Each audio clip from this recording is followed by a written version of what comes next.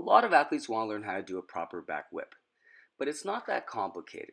Yes, there's a lot of little technical things about exactly where the shoulders go and how wide should the hands be and all these kind of things. But if you're just trying to learn a back whip for the sake of understanding it and using it, especially if you're a freestyle athlete and you're not necessarily being marked and competing against other athletes, then here's a really simple way for you to really just get your head wrapped around what it is. As you can see, what Brandon is doing is actually starting with the regular back handspring. If you can't do a back handspring, you probably don't want to be working on whips quite yet. You're going to use your hands as a safety mechanism at first. But you're starting off with a back handspring, and all you're doing is gradually raising it up higher and higher. So you do your first handspring properly. The next one you do a little bit higher where it's almost like your hands are barely scraping the ground.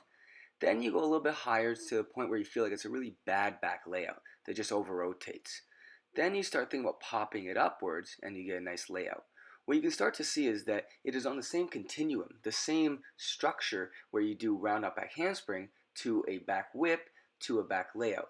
The only real difference is the angle of entry.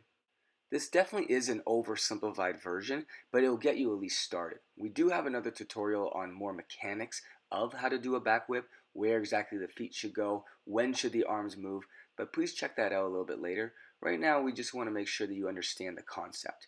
Not all athletes want to be high-level competitors. A lot of athletes in the backyards just want to learn and understand and need a simple step-by-step approach so that they don't get hurt. As you can see here, you can also build it back down. You can start with a high layout, but then work lower until eventually you get into a back handspring. And the back whip is just the skill that's in the middle.